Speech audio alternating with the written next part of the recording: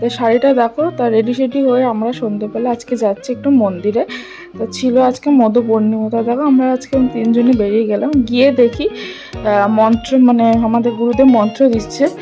তা মা সকালে গেছিলো, এসে আমরাও মন্ত্র দিয়ে দিলাম। তো মন্ত্র দিয়ে একটু বসেছিলাম। তো দেখো, তো এই হচ্ছে আমাদের বৌদ্ধ মন্দির, তোমাদের ভালো করে দেখিয়ে দিলাম। তারপর বুদ্ধ মন্দিরের মানে পেছনেই আমাদের একটা বুদ্ধি গাছতলা আছে, ওটা মানে খুব জাগ্রত বলতে পারো। সেখানে অনেকে জল ঢালে, ধূপকাঠি মোমবাতি জ্বালা, আমিও ওরকম দিয়েছি আর আমার বড় দিয়ে দিয়েছে। দেখো, তার বুদ্ধি গাছতলা মন্দিরের পাশে একটা ছোট্ট একটা মন্দির মতো করেছে, এখানে বুদ্ধের মূর্তি, বুদ্ধ সব রকম আছে। তো তোমাদের একটু দেখিয়ে দিলাম ভিউটা। তা এইটা হচ্ছে একদম বড় আমাদের বুদ্ধ ঠাকুর, দেখতে খুব সুন্দর লাগছে। আর দিনটা ছিল আমাদের মধু পূর্ণিমা, শুভ মধু পূর্ণিমা।